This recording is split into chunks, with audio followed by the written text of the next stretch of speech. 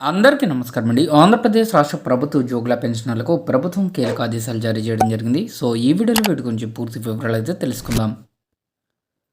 ఆంధ్రప్రదేశ్ రాష్ట్రంలో ప్రభుత్వ మాజీ ఉద్యోగులు మరియు ఫ్యామిలీ పెన్షన్దారులకు ప్రభుత్వం కీలక ఆదేశాలు జారీ చేయడం జరిగింది.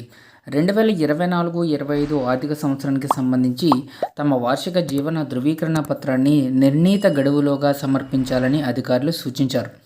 జనవరి 1వ తేదీ నుంచి ఈ ప్రక్రియ ప్రారంభమవుతుందని, ఫిబ్రవరి నెలాఖరు వరకు కూడా పెన్షనర్లు తమ వివరాలు నమోదు చేసుకోవడానికి అవకాశం ఉంటుందని స్పష్టం చేశారు. ఈ గడువులోగా సర్టిఫికేట్ సమర్పించిన వారిపై తదుపరి చర్యలు ఉంటాయని ట్రెజరీ శాఖ హెచ్చరించింది. నిర్ణీత గడువులోగా లైఫ్ సర్టిఫికేట్ సమర్పించిన పక్షంలో పెన్షన్ నిలిపివేత తప్పదని అధికారులు స్పష్టంగా పేర్కొన్నారు.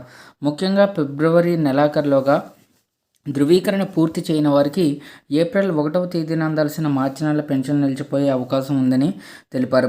పెన్షన్ చెల్లింపుల్లో ఎలాంటి అంతరాయం కలగకుండా ఉండాలి అంటే లబ్ధిదారులు ఈలోగానే ప్రక్రియను పూర్తి చేయాల్సిన అవసరం ఉందని కోరారు. ప్రభుత్వ నిబంధనల ప్రకారంగా ప్రతి ఏటా ఈ ధృవీకరణ ప్రక్రియ నిర్వహించడం తప్పనిసరి అని ఈ సందర్భంగా గుర్తు చేశారు. పెన్షనర్లు తమ సౌలభ్యం కోసం వివిధ మార్గాల్లో ఈ లైఫ్ సర్టిఫికేట్ను సమర్పించే వెసులుబాటును ప్రభుత్వం కల్పించింది.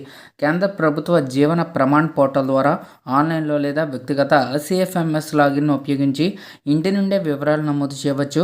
ఒకవేళ ఆన్లైన్ విధానం వీలు పడకపోతే నేరుగా సమీపంలోని ఏదైనా ట్రెజరీ కార్యాలయానికి వెళ్ళి బయోమెట్రిక్ లేదా ఇతర పద్ధతుల్లో ధృవీకరణ పూర్తి చేయవచ్చు. సాంకేతిక ఇబ్బందులు రాకుండా ముందస్తుగా ఈ ప్రక్రియను పూర్తి చేయడం ఉత్తమమని అధికారులు సూచిస్తున్నారు. సర్టిఫికేట్ సమర్పించే సమయంలో పెన్షనర్లు తమ వ్యక్తిగత వివరాలను మరొకసారి సరిచూసుకోవాలని అధికారులు సూచించారు. ముఖ్యంగా Aadhaar card number, mobile number, pension చెల్లింపు ఉత్తర్వుల పీపీఓ నెంబర్ మరియు బ్యాంక్ అకౌంట్ నెంబర్ వంటివి రికార్డుల్లో ఉన్న వివరాలతో సరిపోల్చుతున్నాయో లేదో చూసుకోవాలి. డేటాలో ఏమైనా మిస్టేక్స్ ఉంటే వెంటనే సరి చేయించుకోవాలని, తద్వారా భవిష్యత్తులో నగదు బదిలీ సమయంలో ఎటువంటి సమస్యలు తలెత్తకుండా ఉంటాయని తెలిపారు.